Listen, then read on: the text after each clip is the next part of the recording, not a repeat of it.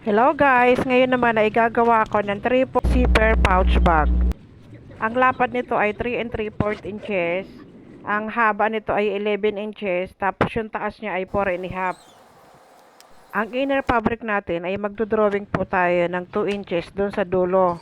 Kabilaan pong 2 inches yon. Tapos i-connect po natin siya doon sa taas papunta doon sa 2 inches. Pa-slant po yung drawing. Pagkatapos po nun, magdodrawing naman po tayo ng 3/4 by 3/4. Pagkatapos natin madrawingan, gugupitin naman po natin yung drawing natin. Ang outer fabric naman po ay paplansyahin natin, ididikit na po natin yung pilot. Ganon din yung sa handle. Ang dalawang zipper, right side sa right side, i-join po natin. Isang straight lang po yun na 1/4. Ang na-join natin na zipper ay ipapagitna natin siya doon sa dalawang pirasong inner fabric. I-join lang po ng straight na 1/4. Pagkatapos, itatapping ng 1/16. Pagkatapos, lagyan ng pin yung nasa babang zipper. Tapos, yung huling zipper, i-join naman natin. Straight lang din yun na 1/4. Pagkalagay, kuha ulit ng dalawang inner fabric. Isa-sandwich natin yung huling zipper na join natin. Tapos, i-join ulit ng pantay na 1/4 straight. Pagkatapos nun, 1/16.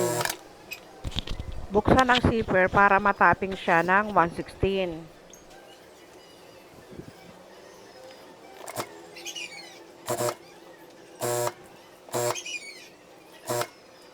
Pagkatapos matapping ng 1/16, kumuha ulit ng isa pang inner fabric. Ilagay sa ilalim ng zipper. Ang zipper ay naka right side.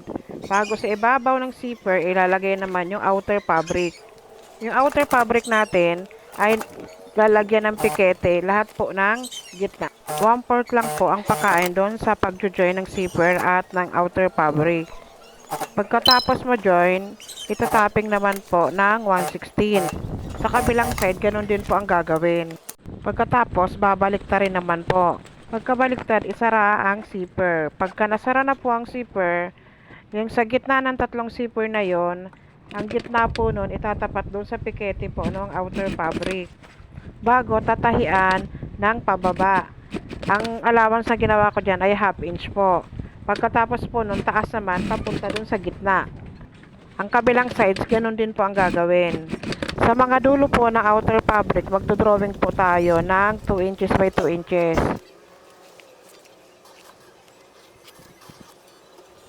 Yung ginuhitan natin ng 2 inches by 2 inches, ay gugupitin naman natin po yon. Yung apat na yon.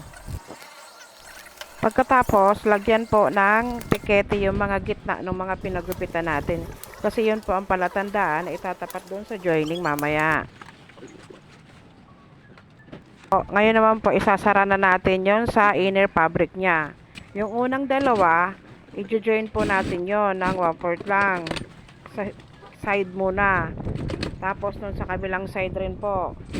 Bago yung laylayan, isasara rin natin. 1/4 lang po lahat ang mga allowance na ginawa ko doon. Pagkatapos po, yung sa gitna naman po, yung dalawang magkasunod, pagsamahin. Bago i-join po mula baba pataas, 1/4 yung allowance. Yung sa kabilang side niya, ganun din ang gagawin. Pagkatapos yung laylayan, 1/4 yung allowance din. Yung sa huli naman na i-join, ang tatahian lang po doon yung dalawang side, tapos yung laylayan po niya, mag-iiwan po tayo doon ng malaking butas kasi doon po natin padadaanin mamaya pag babalik ta rin na po yung pouch.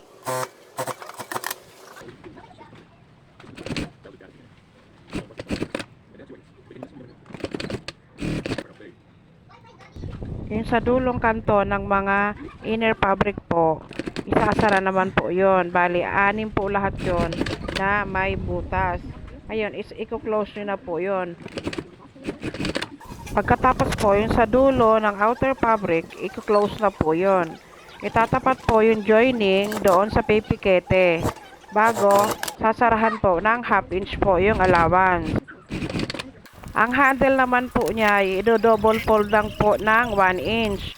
Pagka double fold, yung kabilang side po itatapping din po ng 1 inch. Ang handle po ay in-insert ko siya doon sa dulo ng opening na po ng zipper.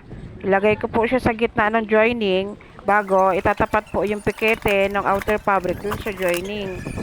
Bago sasarahan po ng half inch ang allowance. Ganun din po sa kabilang side. Pagkatapos, babaliktarin na po.